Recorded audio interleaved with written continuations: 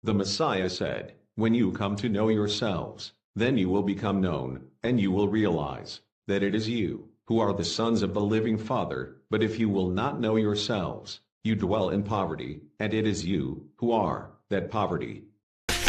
So bago po tayo dumako sa ating Q&A sa pagbibigay ng house rules o alituntunin, let me call on ang ating mahal na hari po, King OHC, kung meron po kayong gustong sabihin po sa mga kapatid.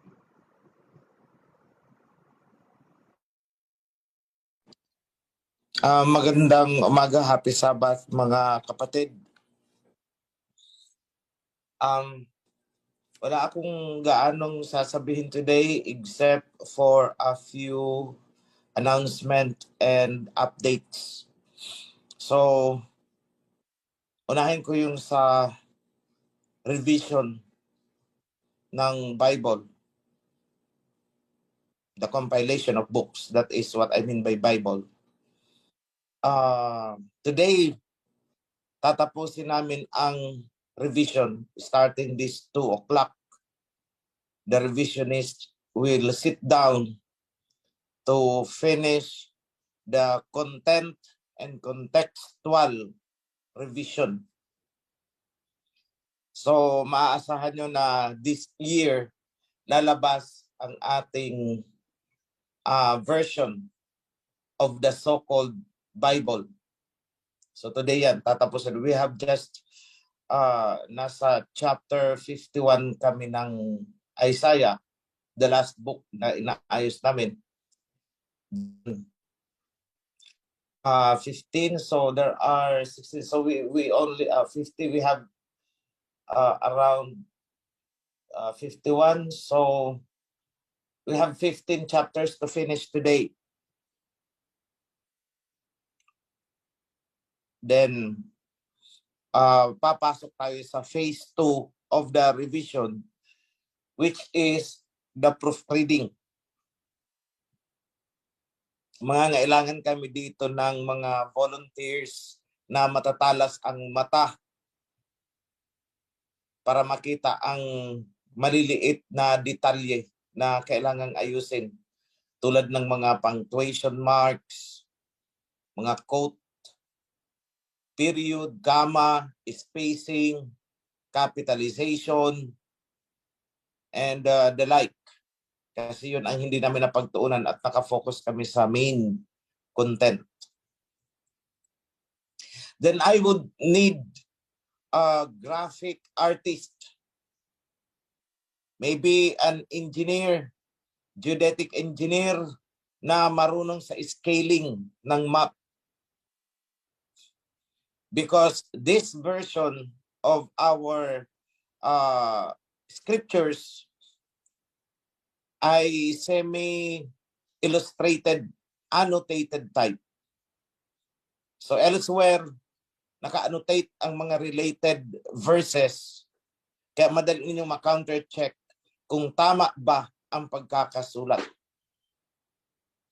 Similarly, yung mga maps, kailangan ma-plot natin, lalo na sa Book of Genesis, kung saan ipinasok namin ang mapa ng mundo as divided among the 3 sons of Noah pagkatapos ng baha. So we will delineate the boundaries. So yan so far ang tungkol sa ating revision. So today is May, June, July, August, September. Maybe we could launch this scriptures on the Feast of Trumpets. That is our target.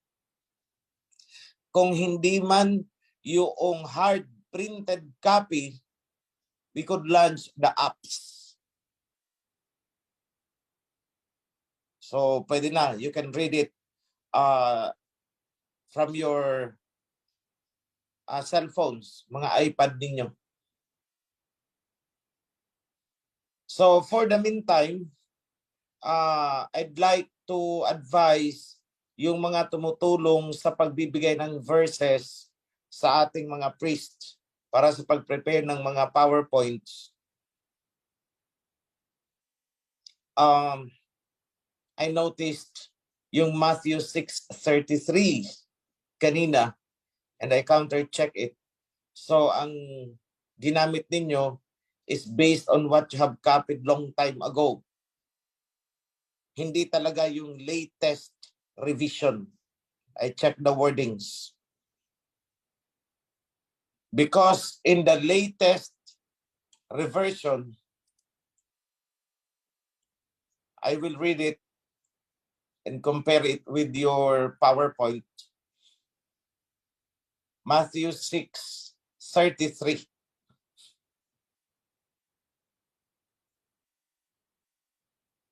It says in here, but rebuild first his heavenly kingdom and seek his righteousness. Nandun yung word na seek. Paki-check ninyo yung ginamit nyo sa PowerPoint. And seek his righteousness, and all these things will be abundantly given unto you. Then there is the annotation, yung tatanggalin yon, kung ano ang definition ng righteousness. Ano ba talaga itong righteousness? So it is annotated. Righteousness is defined as the obedience to the covenant laws and decrees of Yahweh. Deuteronomy chapter 6, verse 25. So, habang kami ay patuloy na nagre-revise, kahit ay Isaiah na lang ang natitira namin, tinatapos, we always go back doon sa mga related verses for some adjustments. Kagaya nito, nung inayos ito noon, hindi pa namin natatagpuan yung Deuteronomy 6:25. Kaya hindi namin pa ma-correct na ang righteousness pala is defined within the Torah. Mismong yung Torah ang nag-define ng righteousness. Hindi tayo ang nag-define kung ano ang righteousness, kundi mismong ang Torah sa Deuteronomy 6:25. So nung nakita namin ito, na Deuteronomy 6:25, nung pumunta kami sa Old Testament, nakita namin dun, this should be annotated doon sa Matthew 6:33. Kasi kung hindi mo i-annotate yan, hindi nila maintindihan ano ba yung righteousness na ipinapahanap. So we went back here. At doon namin ilagay as annotation, righteousness is defined as the obedience to the covenant laws and decrees. Nakalagay, Deuteronomy 6:25. So kapag may mga annotation na kadikit mismo yung verse na yon, basahin nyo, isabay nyo sa PowerPoint. Yeah. Kasi kung babasahin lang natin righteousness, hindi naman naintindihan ng mga tao ano ba talaga ang righteousness. Akala nila basta mabait ka lang, righteous ka na. Hindi po. Righteousness is more than just being bait-baitan. Kasi ang iba, basta ako'y walang inaagrabyo, basta ako'y sumusunod, basta ako'y ganito, righteous ako. But the scripture, the Torah itself, defined it as obedience. Saan? Sa covenant laws. Kasi akala nila, porket masunurin sila, righteous na. Hindi. Akala ng iba, porket mabait-bait na sila, righteous na sila. Hindi. Ang ibang mga tao may kanya-kanyang definition of what is righteousness. But righteousness per se, according to the Torah, is obedience sa covenant laws and decrees. Kapag hindi ka sumunod dito, you are not righteous. Righteousan ka lang. So gusto kong bigyan ng diin yung sinabi ni Priest Rodilin kanina. Marami dyan na mga tinagpas at umalis sa kawan. Almost all of them ay righteousan. Kaya ang rason, basta kami covenant din. Hindi naman naintindihan kung anong covenant. Basta kami tumutuwad din. Basta kami, Yahawa siya din. Anong karapatan ni OHC para kami itagpasin? Yan. May mga paglabag sa covenant. Ayaw magpa-rebuke. Galit pag sinisita. Lumalaban. Ay tagpasin ka talaga. Because you are not righteous. Pag sinabi natin righteousness is mag-obey ka sa covenant. And when we talk about obedience sa covenant, huwag kang magsasarili ng sarili mong katuruan.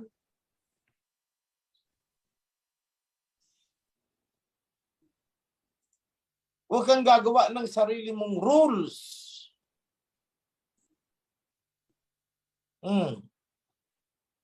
Let me read Isaiah chapter 50, verse 11. Dito kami huminto kagabi.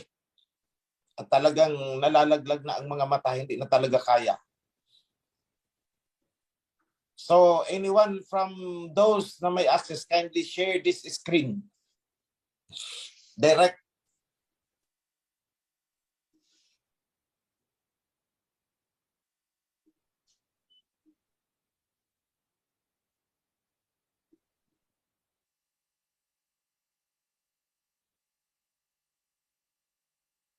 Paki-share lang po para makita nila.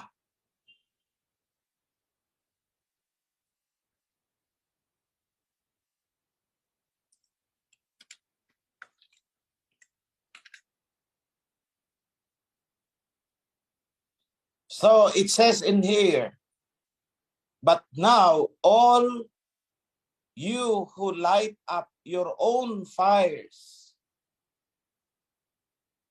and provide yourselves with flaming torches, go walk in the light of your own fires, and of your torches you have set ablaze. This is what you shall receive from my hand. You will lie down in torment, declares Yahweh.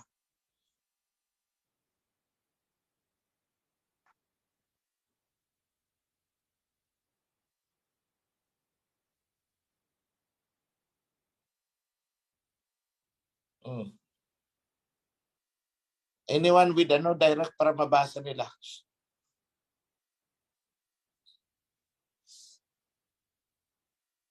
Oh, nagsasariling fire.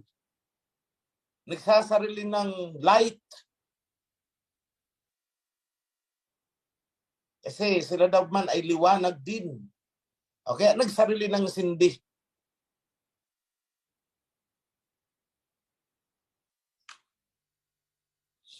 Kung titingnan mo ang previous verses, may idineclare pala talaga si Abba Yahweh na magdadala ng liwanag. Verse 50. The strength of the messenger. Verse 4. Yahweh the Alahayam has given me a well-instructed tongue to know the word that sustains the weary. He wakens me morning by morning, wakens my ear to listen like one being instructed. Verse 5. Yahweh the Alahayam has opened my ears, for I have not been rebellious, I have not turned away. I shielded my back from those who beat me, and turned away my cheeks from those who wanted to slap me. I covered my face from the mocking and spitting. So prinotektahan niya ang sarili niya. Verse 7. Because Yahweh the Alahayam guides me, I will not be disgraced. Sa simpleng Tagalog, hindi ako madidisgrasya. I have strengthened my face like flint. Ito yung dalawang bato na kinakaskas para makapag-create ng apoy. During the time, pinatibay niya ang kanyang mukha like a flint, matigas. For I know I will not be put to shame. Verse 8. He who vindicates me is near. Who then will bring charges against me? Let us face each other. Who is my accuser? Let him confront me. Diba, ang dami lang bumangga. Ang daming nag-a-accuse, kaliwat kanan. Si UHC, ganito, ganito, ganito, ganito. Who is my accuser? Mga tauhan ni Satanas. Di ba? Nasusulat yan. Your accuser is Satan, the devil. Ibigay ko na yan sa previous. But I guess I have to annotate that here.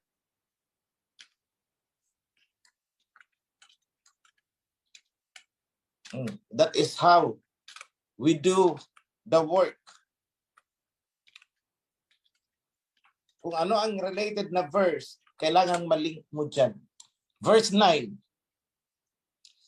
It is Yahweh the Alhayam who helps me. Who will condemn me? They will all wear out like a garment. The moths will eat them up. O ano nangyari sa mga nagkura? Doon sa puro pag-a-accuse ang ginawa.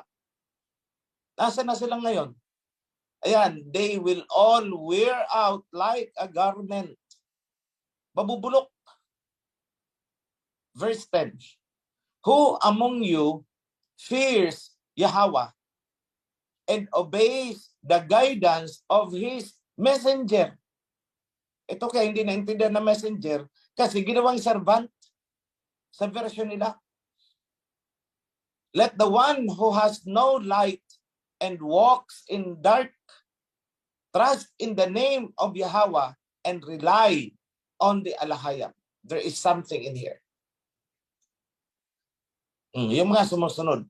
Pero yung mga nagsasarili, but now all you who light up your own fires, nagsasariling sindi, nangunguna, pinangungunahan pa ang ating katuruan, nagmamarunong. Anong nangyari sa kanila? What will happen to them? Verse 11. But now, all you who light up your own fires and provide yourselves with flaming torches, go, walk in the light of your own fires. O sige, mamuhay kayo sa sarili niyong katuruan. And of your torches, you have set ablaze. Pero ano daw ang naghihintay sa kanila? This is what you shall receive from my hand. O ito ang reward na ibibigay sa kanila ni Abba Yahweh. You will lie down in torment. Kaparusahan. See? So hindi pwedeng nagsasarili tayo. Nagsasarili ng katuruan. Sila na daw ang messenger. Kahit anong gawin ng mga nagkiklaim dyan.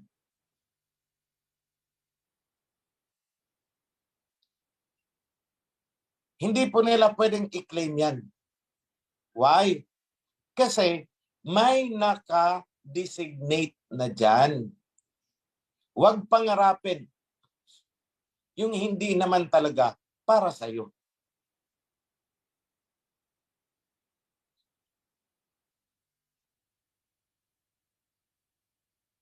So, yan po ang tungkol sa Torah. Now, let's talk about the status of the temple. Kasi, kagaya nung sinisimulan pa lang noon ang sa Cebu. Siyempre, hindi naman pwedeng i-construct yan overnight. Naalala ko noon, si Yuri, nagkalat. O, nasa na? Ang HOP na tinatayo sa Cebu. Wala naman, wala naman. Niluloko tayo. Tumayo. Ganyan din ngayon. Ipatagpas ko nga, edi tapos ang problema ko. Hindi ko na pinatulan ng kai-explain eh. O nasaan naman yung templo na sinasabi? Wala naman. Si OHC, ganito yan, ganito. Punta kayo sa ganitong group, marami kayong malalaman tungkol kay OHC. Tama ba? Kalkalin mo ay ang buhay ko, hindi mo kalkalin ang nilalaman ng covenant para matuto ka. At ang private life ko, ang kinakalkal mo, more so yung nakaraan ko. Ako naman ang nagsasabi sa inyo, hindi po ako banal-banalan noong nakaraang panahon. Suwaila ko, labagista. Lahat na ng kasalanan, ibaton nyo na sa akin, wag lang yung drugs. I did it. So don't expect na since birth ako'y naglalakad na santo at may halo sa ulo, yung parang ring sa ulo ng mga rebulto. Don't expect that I am that way. No. Namuhay ako sa makasalanang pamumuhay before ng mga panahon na to. Bakit mo pa pahihirapan ang sarili mo sa kakakalkal kung ano si OHC? Ako na nga ang nagsasabi eh. Pareho lang po kami ni Moses. Moses makasalanan. Noong hindi pa siya tinatawag. Namuhay siya bilang Egyptian. Hindi niya alam na meron palang alahayam. At ang kanyang niluluhuran mga rebulto sa Egypt. Sapagkat siya ay namuhay bilang Egyptian. See, makasalanan. Pareho lang kami ni Moses. Kaya wag na kayong maghanap pa na ako'y magpapakabanal-banalan sa inyo. No, I'm not that.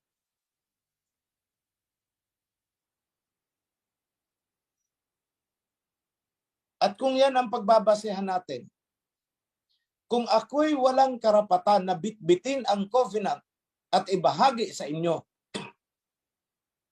lahat din kayo walang karapatan na pumasok sa covenant sapagkat kayo man din ay makasalanan din o baka mas higit pa kayo kaysa sa akin. Anong ginagawa niyo sa loob? Dito. If you will judge me according to the measuring line na si OHC ganito yan noon, kayo, ano kayo noon? Di ba't pare-pareho lang tayo?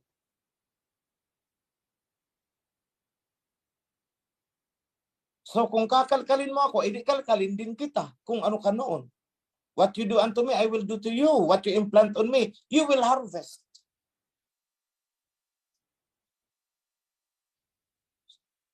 Why? The truth is, even Moses namuhay sa kamunduhan during his time. He was an Egyptian. He worshiped as an Egyptian. He eats as an Egyptian. And he doesn't even know the alahayam. So bakit nyo ako huhusgahan according to my past? Kung huhusgahan niyo ako ayon sa nakaraan, edi husgahan nyo rin si Moses ayon sa kanyang nakaraan. Si Moses na nagdala ng covenant at ako na nag-revive ng covenant ngayon. Husgahan ninyo. Then, kayo man ay huhusgahan din. Kung ako ay makasalanan noon, kayo man din ay makasalanan noon nung wala kayo sa covenant. So bakit naandito pa kayo sa loob? That's the question. Pero hindi na ako nag-explain dun sa taong yun. Waste of time. So ano ginawa ko? Tagpas. Sabi ko kay Joshua, huwag nyo nang pag-asayan ng panahon yan. Ang dami natin trabaho. Tagpasin na ninyo dahil nang lalaso na. ng mga kasamahan. Nilalaso na ang kung sino-sino. Tagpasin nyo na. O di natagpas. Paano? Feeling righteous kung makahusga sa akin, wagas. Kasi feeling niya sa sarili niya, righteous. Yung pala, righteousan. O di natagpas. See? Now, for the information of everyone, tuloy-tuloy po ang construction ng temple. Itong mga nakaraang araw, nagbubuhos na po sila ng mga pundasyon. Siguro ko yung may mga collection of videos dito, ipakita nyo naman yan sa kawan para malaman nila. Huwag na kayong matakot. Kasi we have the, sa MISP noon, na wag na munang ipapaalam. Kaso nakita namin, nasa Google na yung location . So ano pa ba ang dapat natin itakot? Ipakita nyo na kung ano ang nangyayari doon. Hindi naman talaga yan matatago. Sabi nga sa gospel, kung magsisindi ka ng ilaw, bakit mo siya ilalagay sa ilalim ng mesa? O kaya, bakit mo siya tatakpan? Ilagay mo siya doon sa maraming maliliwanagan. So let it be.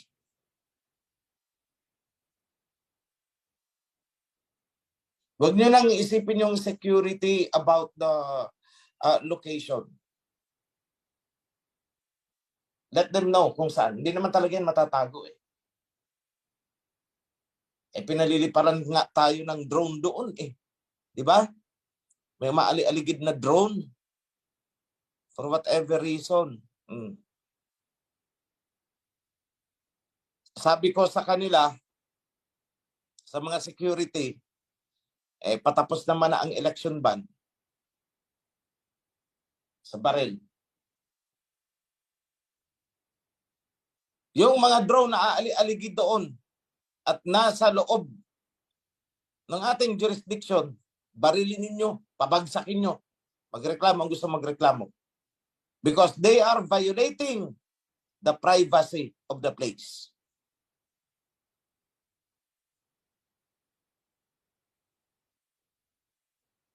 They are violating the security of the place.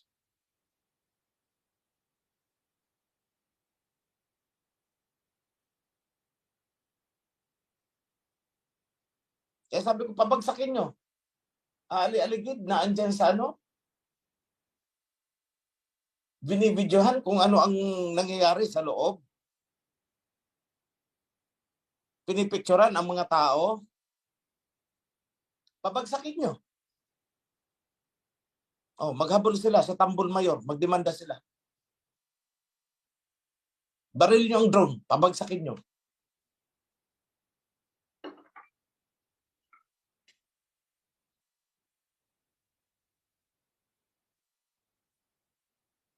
So, huwag na nyo itago mamaya after I speak. I'd like some people, yung mga video ni na Mark Derek, pakita nyo. Para makita nila how is it going.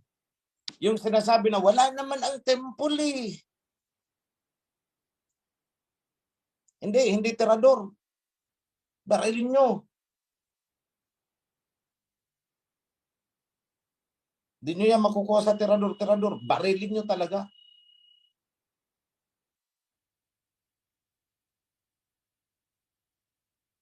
Bakit ba? Lisensyado naman ang baril.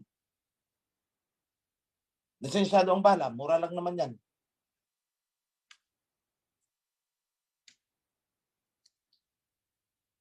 These people should feel our presence. Baka akala nila pwede tayong sindak-sindakin.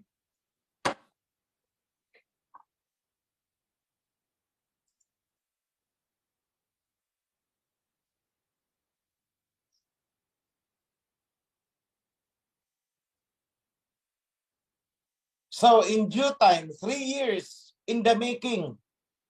3 years po ang allocated time para matapos ang temple. Hindi pa nga nagka-climax ang digmaan . Mag-World War III pa yan eh. O di ba? Yung temple ay itatayo sa panahon ng digmaan. Ano nangyayari? So don't be in a hurry.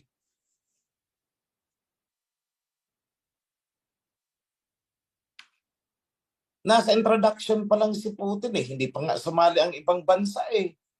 Pag sumali ng ibang bansa ay parang orkestra yan. Sasayaw ka talaga.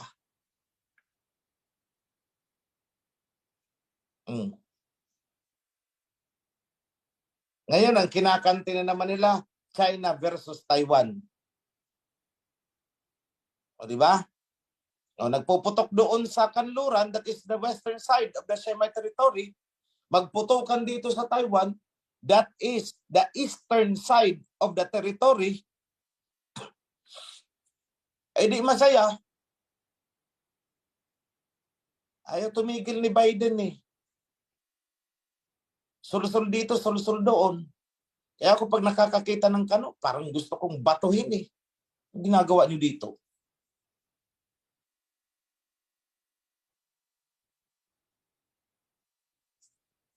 Doon kayo sa lugar niyo. May makarinig na, baka putulan tayo ng Zoom. Sige, friends na lang muna tayo. Friendly user muna tayo.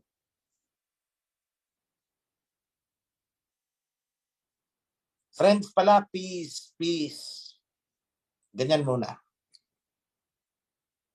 Pag naikalat na natin ang Torah, ito pinag-uusapan namin kagabi. Sabi ko sa mga revisionist, may plano na ba kayo kung saan kayo magtatago kapag nailabas na itong Torah and Covenants? Sabi niyo, magtatago na lang kami saan?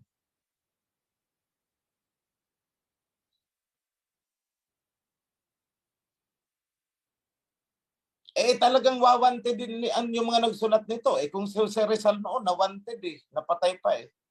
Lalo na yung mga revisionist.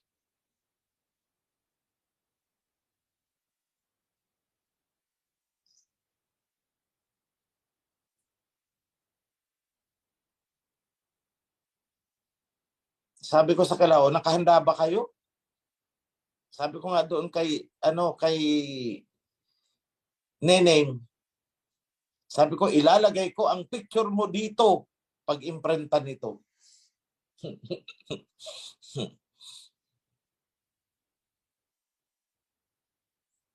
So that's why I am a bit, pero sa bagay, malalaman nila dyan.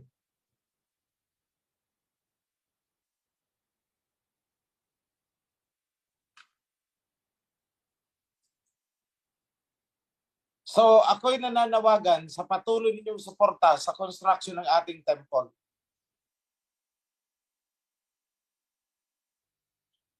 Huwag kayong magmamadali ng local HOP ninyo. Dahil hindi naman yan prophesied na magkaka-HOP sa lugar at mga probinsya ninyo. It's not. What has been prophesied and pinamamadali sa atin ay ang temple. Ang iba sa inyo, nagkakanya-kanya ng management eh. Failing ng ibang chapter, autonomous region sila.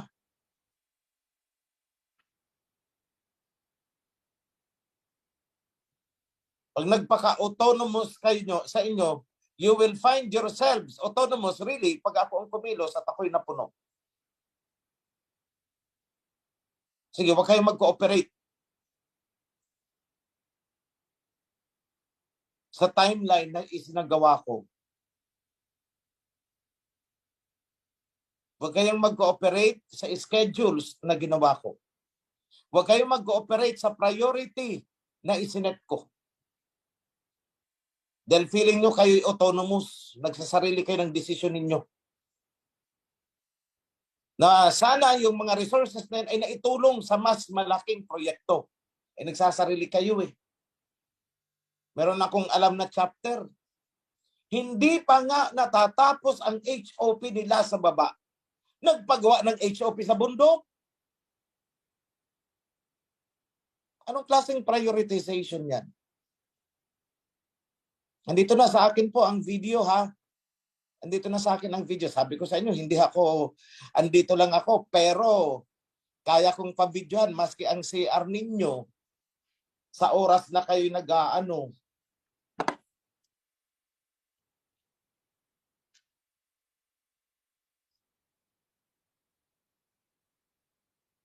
May sarili lang silang schedule.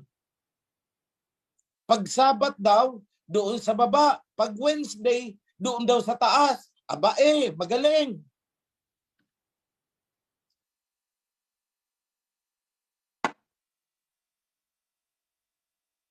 You are lighting your own light. You are lighting your own torch.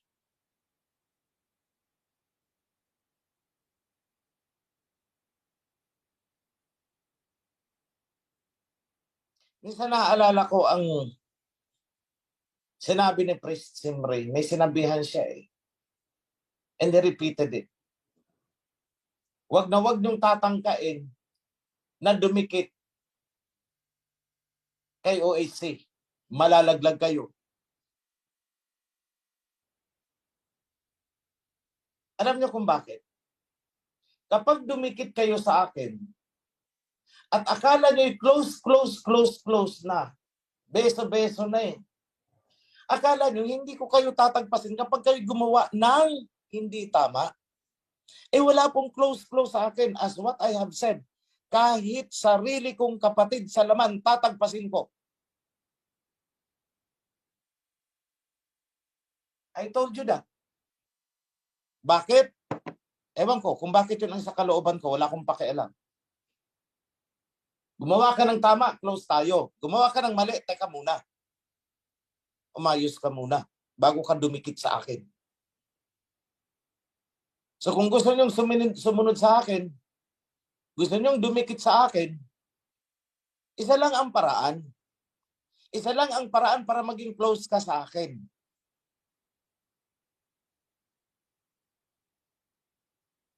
Gawin mo ng tama. Lumagay ka sa tama. Tamang hulog. Magkakasundo tayo. Pero kung ang gagawin mo is, yahawa ka nga dyan, misaya ka nga dyan, yada, tuwad. Tapos pagtalikod ko, iba ang iyong ginagawa, anong isasagot ko sa iyo? Lumayo ka sa akin, hindi kita kilala. Period. Tagpas.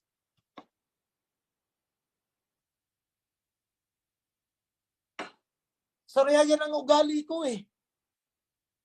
Ever since ako'y isinilang, ganyan ang ugali ko. Pag taliwas sa gusto ko, hindi kita pagtsatsagaan. Get out.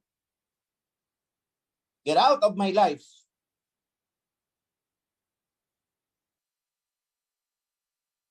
At pasensya na kayo. Masakit ako magsalita dahil prangka ako. Hindi ako marunong sugar-coated talaga. Sorry, hindi ako nag-aral sa ministerial colleges na itinuro yung kapag ikaw ay galit, ikaw ay ngumiti at ganito ang sasabihin mo. Pagpalain ka nawa, kapatid. Hindi ako ganun eh. Hindi ako nag-groom para maging pastor. Hindi ako nag-groom para maging ministro na ang tanging hangad ay magpadami ng miyembro at magpalaki ng tithes. Hindi po ako yun. Sorry kayo dyan. Kaya nga lagi kong sinasabi, kahit milyon buwan-buwan ang ibinibigay mong tithes, pag mali ang ginagawa mo, tatagpasin pa rin kita.